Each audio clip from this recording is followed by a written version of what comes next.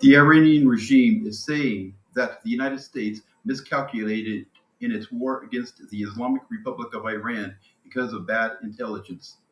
In a post on the social media platform X, Iran's foreign minister Abbas Araghchi wrote, "The U.S. has long miscalculated due to intelligence failures. Case in point, the war on Iran." The Iranian foreign minister also added that now an even bigger miscalculation on the Strait of Hormuz. Worse than fake news is fake intelligence. Be careful.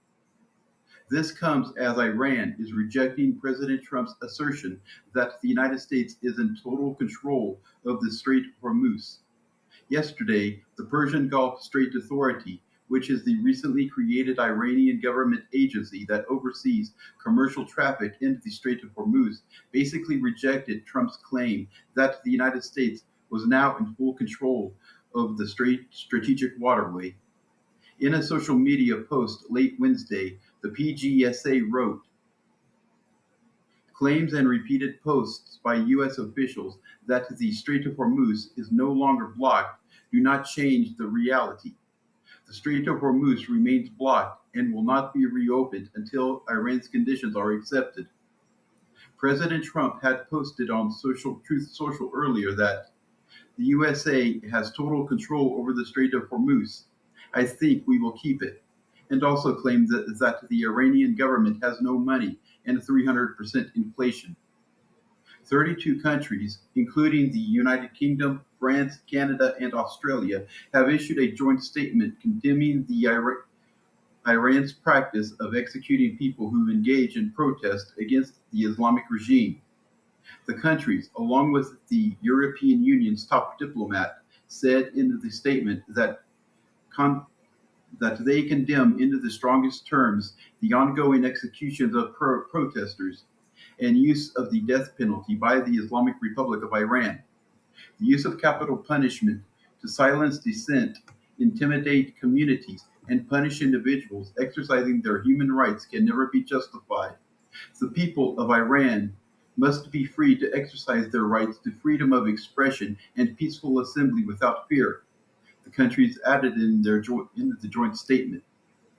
The statement also called on Tehran to immediately end the use of the death penalty and release all those arbitrarily detained. The group of nations issuing the joint statement also included Germany, Ireland, Italy, and Spain. We further call on Iran to listen to the voice of its people as they demand change and to take meaningful steps toward ensuring respect for human rights, the statement concluded.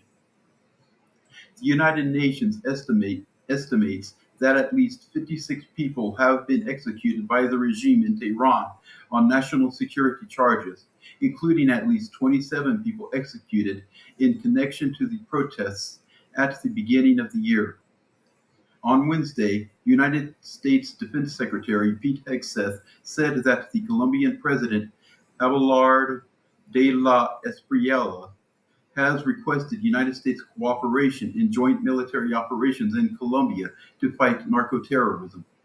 Hegseth said in his statement, quote, "Through the newly inaugurated president, as our president likes to say, President El Tigre, Colombia has already requested that the Department of War join Colombia in its fight against narco-terrorism, authorizing joint military operations to destroy terrorists and terror networks."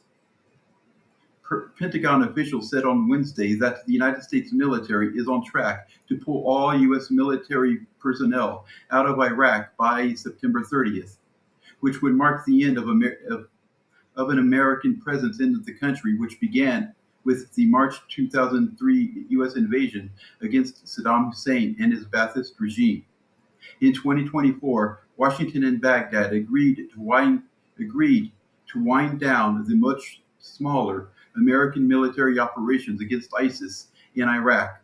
U.S. troops have already pulled out of most areas of the country, though the U.S. military maintains a limited presence in the semi-autonomous northern Kurdish region. The U.S. bases in the north have come under heavy attack from Iranian drones since the beginning of the Iran war on February 28th.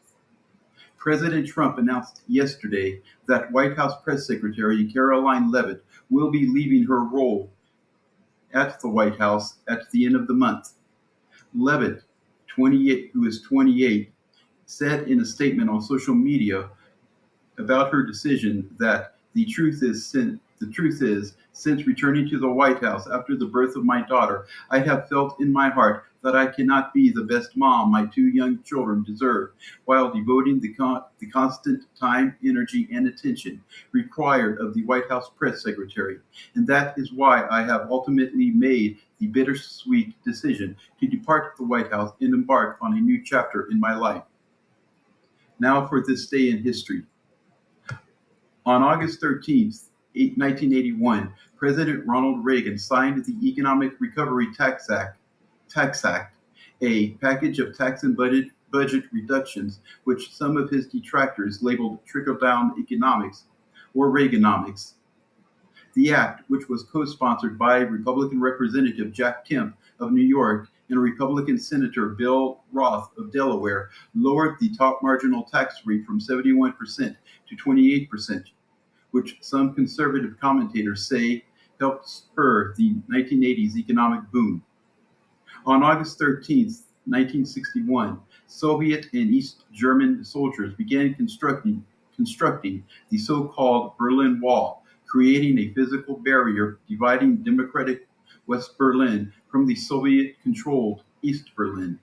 The wall, which was taken down in November 1989 during a renewed wave of freedom and democratic spirit, became a hated, visible symbol of Cold War communist oppression and the Iron Curtain dividing the free world from communist Eastern Europe.